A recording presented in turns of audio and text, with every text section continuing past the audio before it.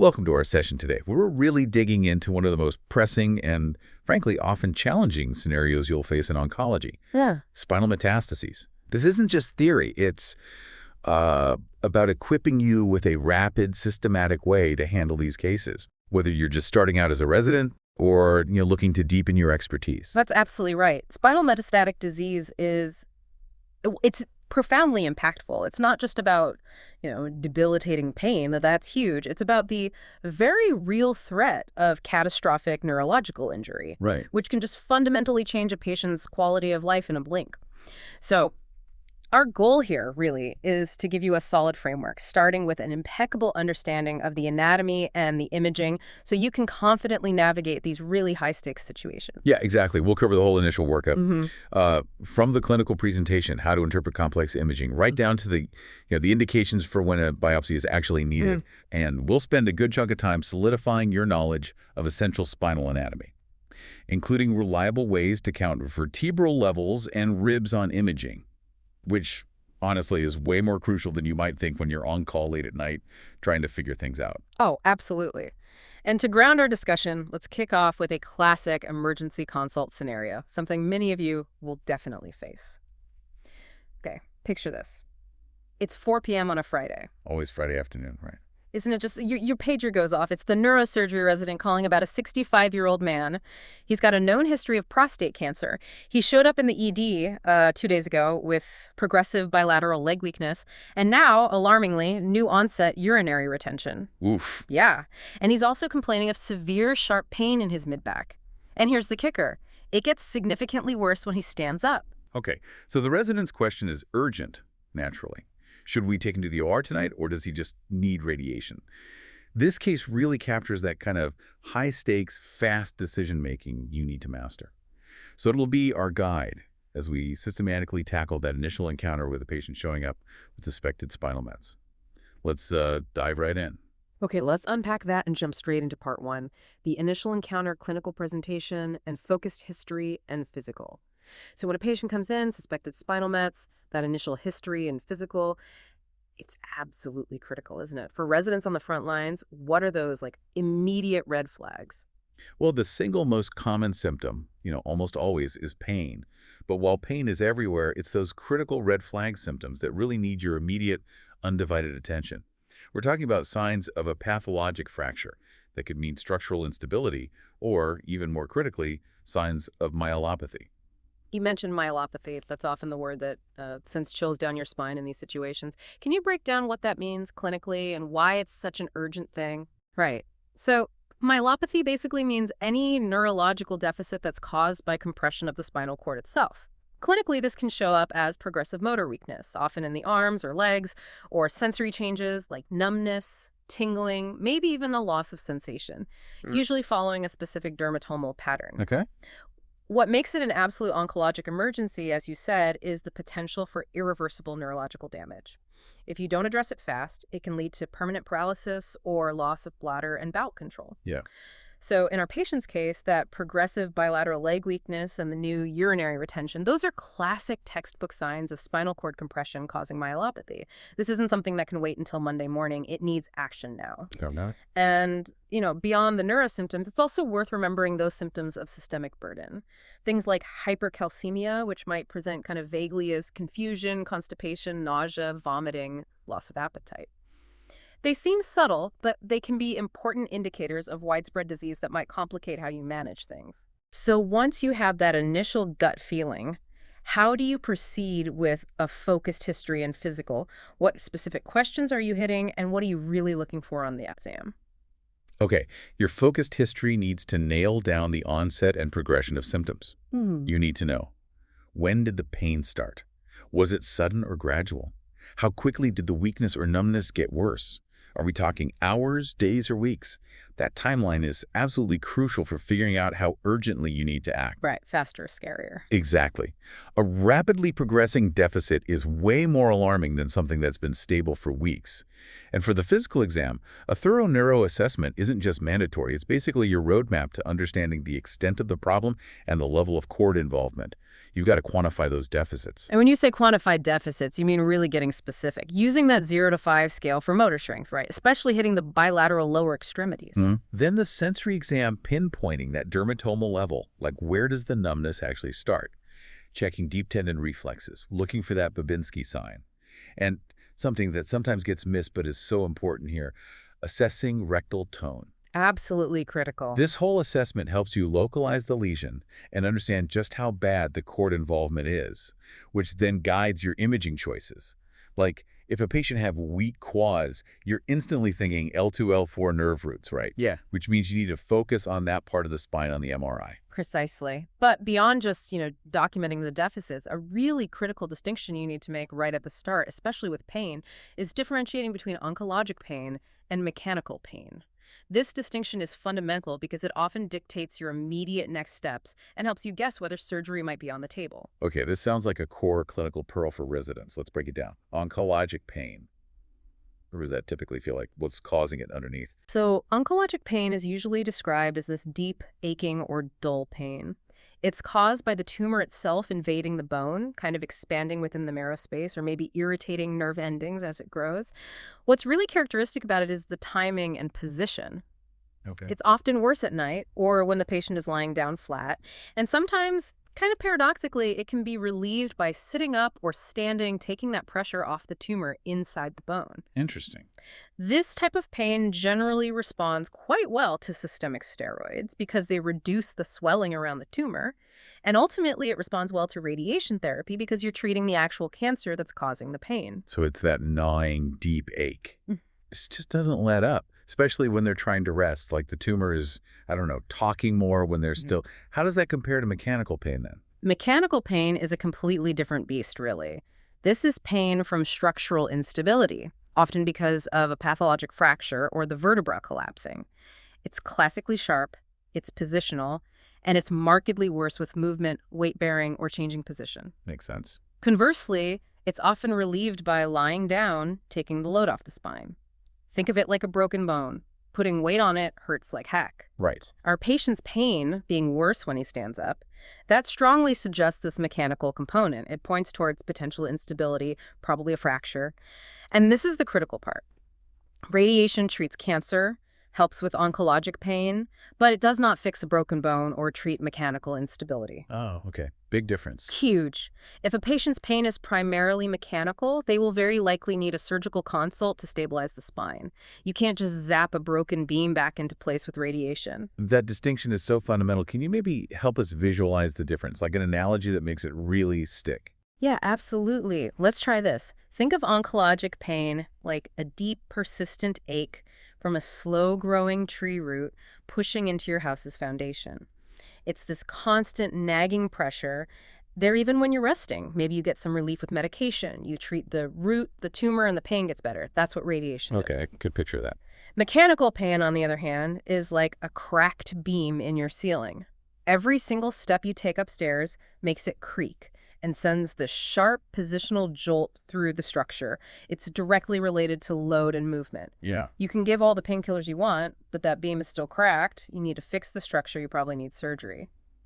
That analogy, I think, really shows why understanding the type of pain is so fundamental to guiding your treatment decisions. It's not just managing symptoms, it's addressing the underlying problem. That's incredibly clear. Really hammers home why getting that detailed history is so vital for figuring out the next steps. Okay, let's shift gears then to part 2, essential spinal anatomy and imaging interpretation. To really effectively work up and treat spinal mets, a solid grasp of basic spinal anatomy and how to read the imaging. Well, it's non-negotiable, right? It's the foundation for everything else. Let's start with a quick refresher on the vertebral column itself. Yeah, the axial skeleton is pretty amazing, actually. It's made up of 33 individual vertebral bodies. We've got 7 cervical vertebrae, C1 to C7, 12 thoracic, T1 to T12, 5 lumbar, L1 to L5, and then the 5 fused sacral vertebrae, S1 to S5, which end in the cosciox down at the bottom. This whole intricate column doesn't just provide support, it beautifully houses and protects the delicate spinal cord. And speaking of the spinal cord, where does it typically end in adults? And what's the structure that comes after that? This seems like a crucial detail for understanding where deficits might come from. That's an excellent point for clinical practice. The spinal cord usually tapers down into this cone-shaped structure called the conus medullaris. Typically, you find that around the L1 to L2 vertebral level in adults. Below that level, you have the cauda equina. The horse's tail. Exactly, Latin for horse's tail. It's that bundle of spinal nerves extending downwards within the lumbar cistern. It's actually a really common site for compression from lumbar metastases. Overall, there are 31 pairs of spinal nerves that exit the cord. Now, a key point here for counting and localization, especially when you're trying to match neurodeficits to imaging, the C1 to C7 nerves exit above their corresponding vertebral level. But C8, remember, there's a C8 nerve root, but no C8 vertebra, and all the subsequent nerves exit below their corresponding vertebral level. Ah, okay. That's easy to forget. It is. It's a common board question, but more importantly, it helps you understand those dermatomal maps you're testing. Right, connecting the physical exam findings to specific levels on the scan. Now let's talk about the structure of a typical individual vertebra. What are the main pieces we should be visualizing on imaging and thinking about when it comes to stability? Okay, so each typical vertebra has a large, cylindrical, weight-bearing vertebral body up front. That's the main block of bone.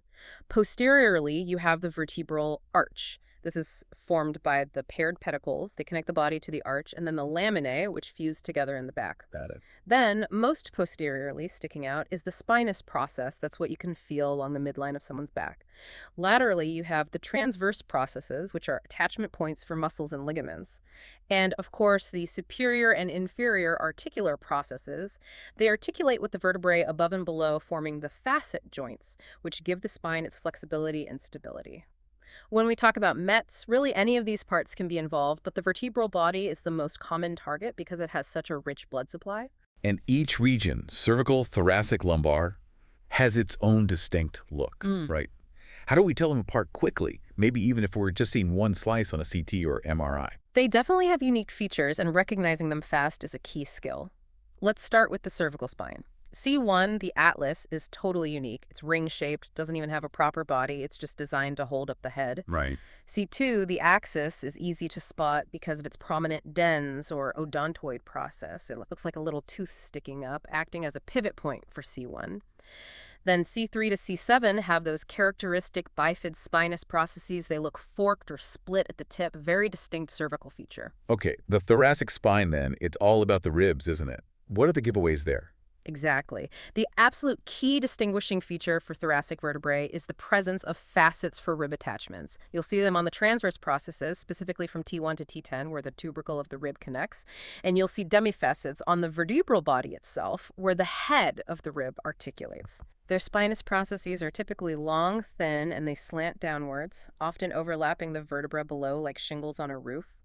This can sometimes make counting them by just feeling the back, or even on a lateral x-ray, a bit tricky.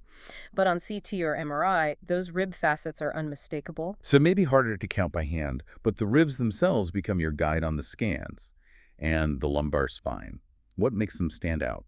Lumbar vertebrae are the heavy lifters. They're distinguished by their really large, robust vertebral bodies and their big, blunt, kind of hatchet-shaped spinous processes, much larger and more rectangular than thoracic vertebrae, built for bearing weight. Makes sense.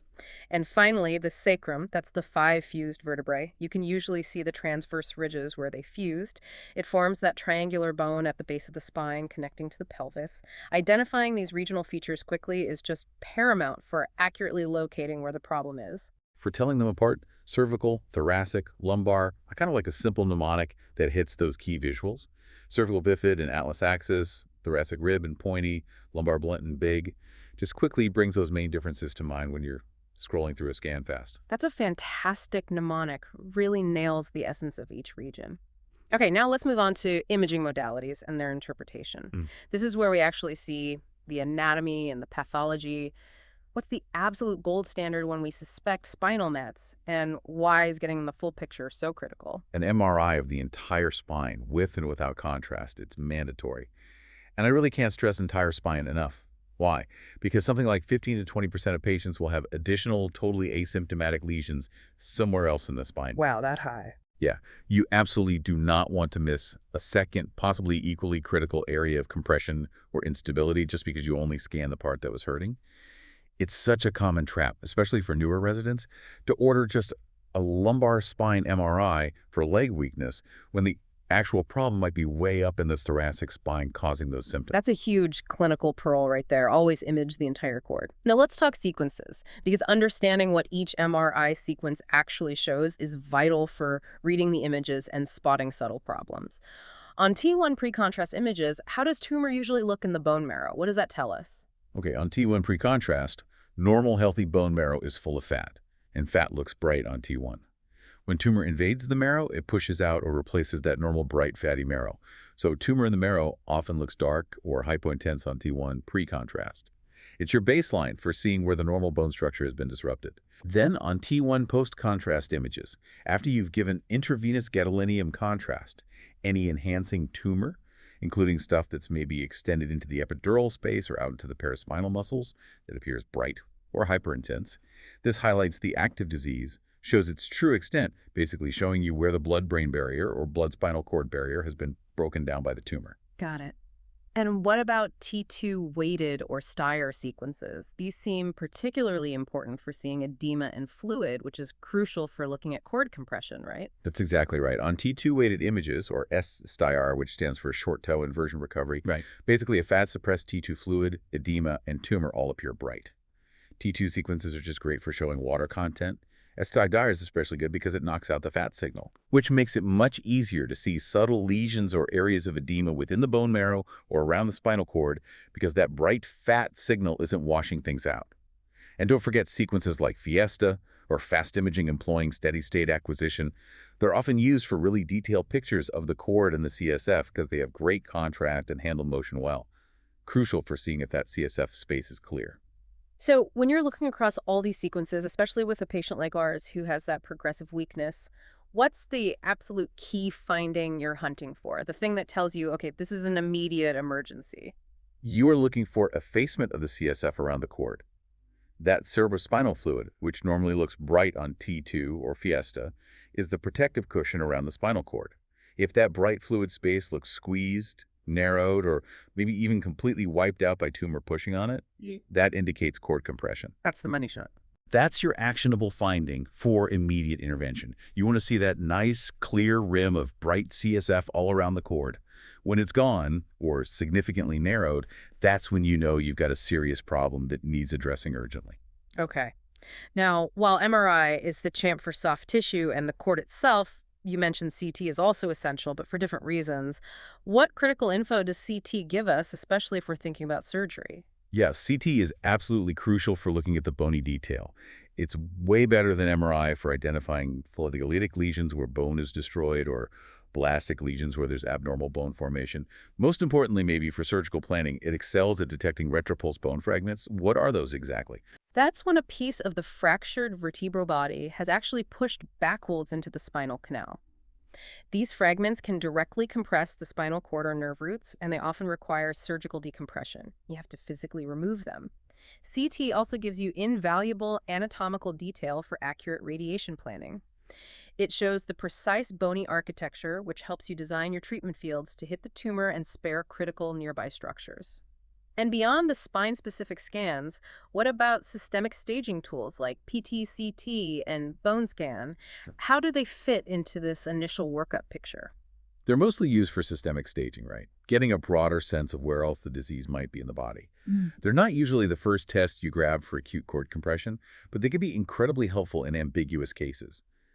Maybe to differentiate metastatic disease from benign degenerative changes like arthritis, or even other things like infection, which can sometimes look surprisingly similar on MRI if you're not careful. A bone scan, for example, highlights areas of increased bone turnover, which could be METs, but also arthritis or fracture healing.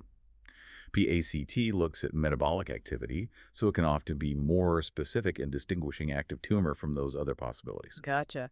Now, for those super practical tips that save you time and maybe some anxiety when you're on call, imaging pearls on counting vertebrae and ribs. Sounds basic, but man, it can be surprisingly tricky sometimes. How do you reliably count these levels to make sure you're pinpointing the right spot? It's a fundamental skill, yeah. And it definitely takes practice. You got two main approaches. Probably the most common is starting from the top. Find C2 by its very distinctive dens, that odontoid process that looks like a tooth sticking up, and then just count downwards, C3, C4, C5, and so on. Okay. Or, especially if you're looking at the lumbar spine, you can start from the bottom. Find L5, which typically sits right above the sacrum, usually around the level of the iliac crests, Yeah. the top of the hip bones, and then count upwards. L4, L3, L2. But you mentioned variations. Right, and this is critical. You have to be aware of anatomical variations. Things like lumbarization, where S1 basically looks and acts like an L6, giving you an extra lumbar segment. Or sacralization, where L5 fuses to the sacrum, making it look like you have one less lumbar segment. These variations can totally throw off your count if you're not careful, and you might mislocalize the lesion. Always best practice, if you're unsure, count from both directions to double check. Good tip. And ribs can be particularly tricky too, right? Especially the ones high up or those floaters down low. What are the key points for counting ribs and matching them to the vertebrae? Yeah, counting ribs accurately is another crucial skill. So ribs 1 to 7 are true ribs. They attach directly to the sternum up front. Ribs 8 to 12 are false ribs. 8, 9, and 10 attach indirectly via cartilage. And 11 and 12 don't attach anteriorly at all, the floaters. Those are the floating ribs, yeah, just attached to the vertebrae in the back. The first rib often kind of hides behind the clavicle on an x-ray, making it hard to spot sometimes. A good rule to remember is that T1 articulates with the first rib, and T12 articulates with the last rib, number 12. You can also use the shape of the vertebrae themselves, like we talked about those rib facets on the thoracic bodies, to help confirm your level. And what about just using surface landmarks on the patient's back? Can that give you a quick estimate of the level, maybe guide your exam or help relate the imaging back to where they're pointing? Absolutely. C7 usually has the most prominent spinous process you can feel at the base of the neck. They call it the vertebral prominence. T7 generally lines up with the inferior tip of the scapula, the bottom edge of the shoulder blade, when the arms are relaxed at their sides. And the iliac crests, like we said, are a pretty reliable landmark for the L4, L5 interspace. These quick landmarks can definitely help you narrow down your search area on imaging or guide where you focus your physical exam. Like if a patient has sharp pain right where the bottom tip of their scapula is, you're immediately thinking, okay, I need to look closely at T7 and the vertebrae around it. All right, let's test these foundational concepts. Time for a quick board blitz. Question 1. A 60-year-old patient, known metastatic lung cancer, reports new mid-back pain. Which MRI sequence would be most sensitive for detecting early bone marrow involvement and maybe some spinal cord edema? Is it A, T1 pre-contrast, B, T1 post-contrast, C, T2 weighted or SDR, or D, diffusion weighted imaging? Okay, the best answer here is C. The reasoning is that T2 weighted and STR sequences are just profoundly sensitive to fluid and edema, and that makes them excellent for picking up subtle bone marrow involvement, where tumor replaces normal fatty marrow and increases the water content. And also for seeing changes within the spinal cord itself due to compression, like cord edema. They literally light up where there's inflammation or fluid. Options A and B, the T1 sequences, they're great for anatomy and showing enhancing tumor after contrast, but they're less sensitive to that early marrow change or cord edema itself. Diffusion-weighted imaging, option D, that's more commonly used in the brain for stroke or very cellular tumors. It's generally less sensitive for early spinal cord edema in this specific context compared to a good T2 or SDR. Excellent. Now we move into part 3, initial management and biopsy considerations. Understanding those immediate next steps after you suspect spinal mets is crucial. It's rarely just one treatment, is it? It's more like a multimodal approach. It absolutely is. Managing spinal mets involves this dynamic combination of things.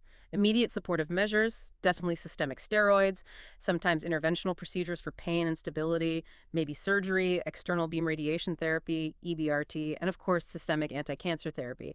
It's rarely one size fits all. It has to be a highly coordinated, multidisciplinary effort tailored to that specific patient's presentation and their overall prognosis. So when a patient presents with suspected cord compression, like our case patient with a progressive weakness and urinary retention, what's the very first immediate thing we reach for? Maybe even before the MRI is done. Immediate supportive care, and number one on that list is intravenous steroids. The indication is pretty clear. Any suspected cord compression or even just severe debilitating pain that's really impacting their function. The standard regimen, especially for suspected cord compression, is an initial 10 milligram IV dexamethasone loading dose, followed by 4 milligrams IV every 6 hours. This is critical and shouldn't be delayed waiting for the MRI if your clinical suspicion is high. Okay. And what's the actual reason behind using dexamethasone? Why does it work so quickly in these situations? Right, so dexamethasone is a potent corticosteroid. Its main job here is to rapidly reduce vasogenic edema around the spinal cord. Tumors, especially fast-growing ones, often mess up the blood-spinal cord barrier. This disruption leads to fluid leaking out and swelling within the epidural space, and often it's this swelling, this edema, that's directly squeezing the spinal cord and worsening the neurological deficits. Dexamethasone is really effective at reducing this edema quickly. It buys you precious time, alleviates pressure on the cord, and can potentially improve neurological function, sometimes within hours. That's pretty dramatic. Is there good evidence supporting this practice? Oh yeah, definitely. Foundational studies, like the one by Loblaw, showed significantly higher ambulation rates in patients who got high-dose steroids before they started radiation therapy for spinal cord compression. It really makes a tangible difference in patient outcomes. That's a powerful effect on function and quality of life. Knowing that, how do we manage the steroids longer term? And what side effects do we really need to watch out for with these high doses? Good question. Tapering the steroids always needs to be individualized. You base it on the patient's clinical response, how their symptoms are resolving, and you gradually reduce the dose over days or maybe weeks as appropriate. And critically, GI prophylaxis is absolutely essential with steroid use, especially at these higher doses and for longer durations. Why is that? Steroids significantly increase the risk of gastritis and peptic ulceration, which can lead to bleeding. So prescribing something like famotidine, maybe 20 milligrams by mouth every 12 hours, or a proton pump inhibitor like omeprazole, is just standard practice to protect their gut. It's simple, but vital. Okay. Beyond steroids, what other immediate supportive care things are important for managing the pain, which, as we said, is almost always there? Multimodal pain management is absolutely key. For neuropathic pain, that sharp, burning, shooting kind drugs like gabapentin or pregabalin can be very effective because they calm down those overactive nerves. For bony pain, which often has an inflammatory component, NSAIDs, non-steroidal anti-inflammatory drugs, can be used. But you have to be really cautious, especially if the patient has kidney problems or is at risk for bleeding. Okay. And of course, narcotics are often needed to manage severe pain, usually requiring careful titration to balance relief and side effects. Additionally, sometimes bracing with a TLSO, a thoracolumbosacral orthosis, can provide temporary stabilization and comfort, especially if there's a clear mechanical component to the pain or known instability. It's like giving the spine a supportive hug, reducing movement and therefore pain. Gotcha. Now let's talk about those interventional procedures. Vertebroplasty and kyphoplasty come up a lot for spinal mets. What's their main role? And maybe more importantly, what are they definitely not for? This seems like a crucial distinction. It's absolutely crucial. You need to understand that vertebroplasty and kyphoplasty are primarily used for pain relief and providing some local mechanical stability when you have painful vertebral compression fractures. They are not for addressing spinal cord compression itself. They don't decompress the cord. Okay, so what do they actually do? These procedures involve injecting medical-grade bone cement, like PMMA, directly into the fractured vertebral body. In vertebroplasty, it's a straightforward injection into the collapsed vertebra. Kyphoplasty is slightly different. It involves first inserting an inflatable balloon tamp. A balloon? Yeah, you inflate it inside the vertebral body to create a cavity, and then you inject the cement. This can sometimes help restore a bit of the lost vertebral height, in addition to stabilizing it. They're really excellent tools for pain caused by unstable fractures. And is there solid evidence to back up using them? Or is it just something we do? No, there's robust evidence. The CAFA-Phi trial, for instance, provided level 1 evidence showing that kyphoplasty significantly improved quality of life, measured by things like the KPS, the Karnofsky Performance Status. Right, that functional scale. Exactly, and activity levels at 1 month compared to just non-surgical management for patients with painful compression fractures, including malignant ones. So yes, for that specific indication, painful mechanical instability without neurological deficits, these procedures are very effective and well supported. Okay, that clarifies their role. Yeah. Let's shift to biopsy considerations. When is getting a piece of tissue, a biopsy, actually indicated for a suspected spinal metastasis? It's not automatic, even if someone has a known cancer history, is it? You're absolutely right. It's not always necessary, but it's critically important when it is. So first indication, you need to confirm malignancy in patients who have no prior cancer diagnosis. If you see a suspicious lesion on imaging and they don't have a known primary cancer, you absolutely need that tissue diagnosis before you start any definitive treatment like radiation. Makes sense. What else? Second, Sometimes you need to confirm metastatic bone involvement even in someone with a known primary cancer, especially if the way it's presenting is atypical for their cancer type, or if it's a primary cancer that doesn't commonly spread to bone. Third, you specifically need to confirm multiple myeloma because its treatment pathway is very different from most solid tumors. And sometimes, even with a known primary, you might still need that tissue confirmation if you suspect something else might be going on. What kind of something else? Precisely. This is what we sometimes call confirming biologic discordance or ruling out something unexpected. And a crucial pearl here, really highlighting why diagnostic certainty matters, comes from that landmark Patchel 1 trial. Now, this study was mainly about brain metastases, but it found that a striking 11% of patients who presented with what everyone thought was a single brain met actually had a completely different diagnosis after biopsy. 11%. That's significant. It's a huge number. It means what you think is a metastasis might actually be an infection, like osteomyelitis or discitis. It could be a primary bone or CNS tumor. It might be a benign inflammatory condition. Or it could even be a second primary cancer, totally unrelated to their known one. This just underscores that our clinical suspicions, no matter how strong, can be wrong. Tissue is the issue when there's real diagnostic uncertainty. That's a very sobering statistic. Yes. Okay, finally, let's quickly touch on some associated histologies. Are there common patterns? Like which cancers tend to cause cellulitic lesions versus blastic lesions in bone? Sometimes this can give you a clue about the primary source, right? Even before the biopsy results are back. Yeah, there are definitely patterns that are worth keeping in the back of your mind for quick clinical assessment. Lytic primaries, the ones that cause bone destruction, look like dark, eaten-away areas on X-rays or CT, commonly include things like renal cell carcinoma, melanoma, multiple myeloma, thyroid cancer, non-small cell lung cancer, and non-Hodgkin's lymphoma. Blastic primaries, the ones that cause bone formation, look like dense, white, sclerotic areas on imaging classically. That's prostate cancer. Also, small cell lung cancer and Hodgkin lymphoma can do this. Right, prostate cancer is the classic blastic one. It really is. Then you have the mixed primaries, which can show both melitolytic and blastic features, sometimes even in the same patient or same lesion. Breast cancer is the classic example here. It can behave differently depending on the specific subtype and the bone environment. Recognizing these patterns can sometimes help you narrow down the possibilities in an undiagnosed patient while you're waiting for more definitive info. Okay, next question for our board blitz. You initiate high-dose dexamethasone for a patient with progressive leg weakness due to epidural spinal cord compression. What is a key supportive measure you should concurrently prescribe to mitigate a common steroid toxicity? A, prophylactic antibiotics. B, GI prophylaxis, for example, omeprazole. C, anti-diabetic medication. Or D, anticoagulation. All right, the best answer here is B, GI prophylaxis. The reasoning is pretty straightforward. Steroids, especially at high doses and used for more than a few days, carry a significant risk of gastrointestinal side effects. We're talking gastritis, peptic ulcers, even bleeding. Yeah. Therefore, prescribing GI prophylaxis with a proton pump inhibitor like omeprazole or an H2 blocker like famotidine is just standard, essential supportive care to protect the patient's stomach lining. While other steroid toxicities absolutely exist, like hyperglycemia needing anti-diabetic meds, or increased infection risk, though routine antibiotics aren't standard, or even VTE, risk needing anticoagulation, in some cases, the GI issues are very common and directly addressed by routine prophylaxis. Makes perfect sense. Let's now bring it all back to our patient. The 65-year-old man, prostate cancer history, progressive leg weakness, urinary retention, and that mid-back pain that's worse when he stands up. We've laid the groundwork. What's our systematic approach now for clinical decision-making? Applying knowledge to our case for him. Okay, let's synthesize.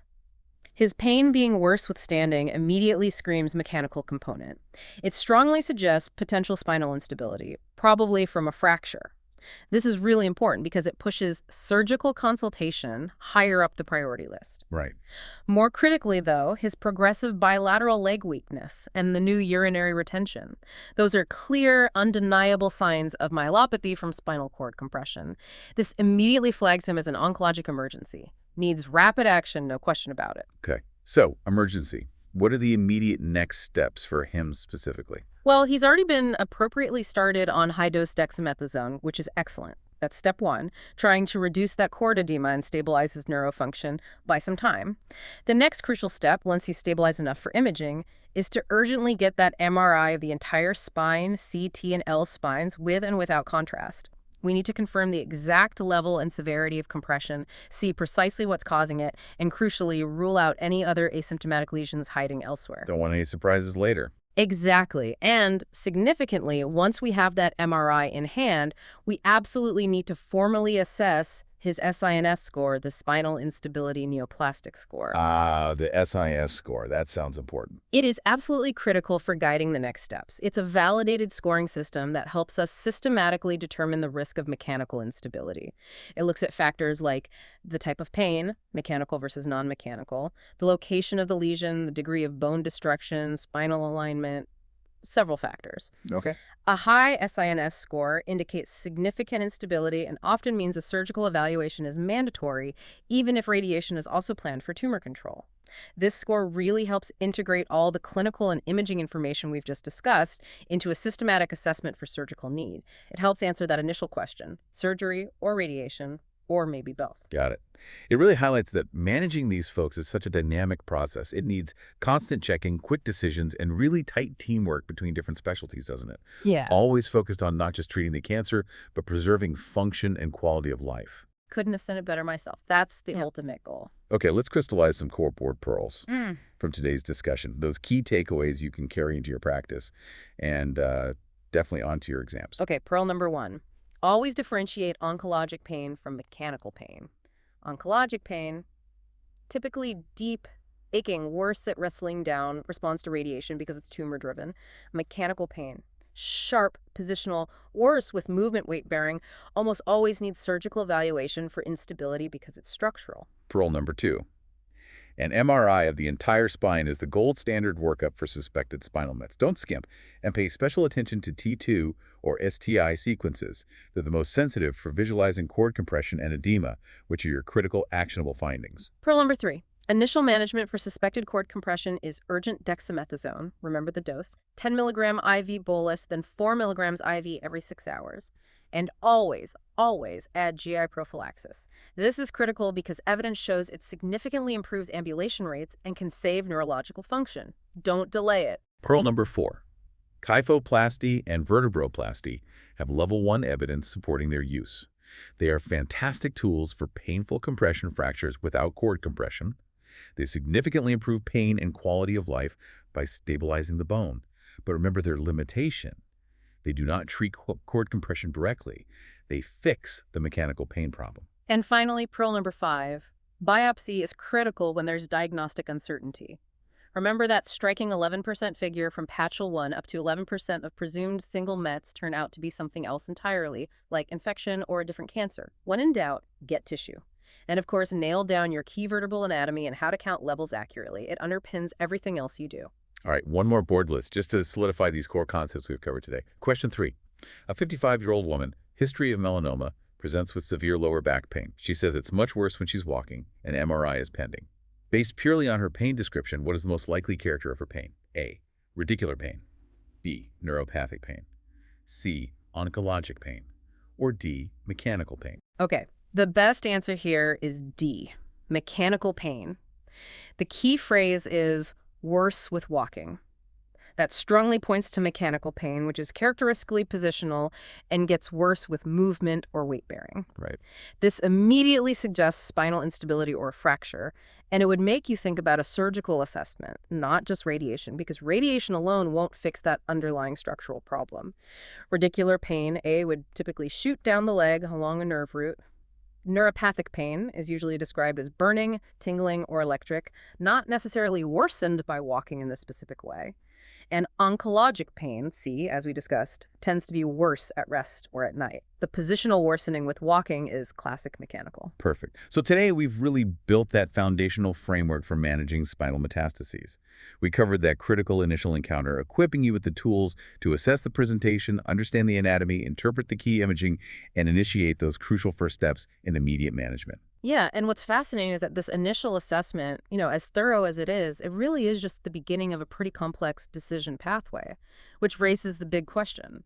Once you've gathered all this initial info, the patient's symptoms, the imaging findings, maybe calculated that SINS score, what comes next for definitive management? How do we pull it all together to make the best treatment choices? Exactly. And that's where we're headed in our next session.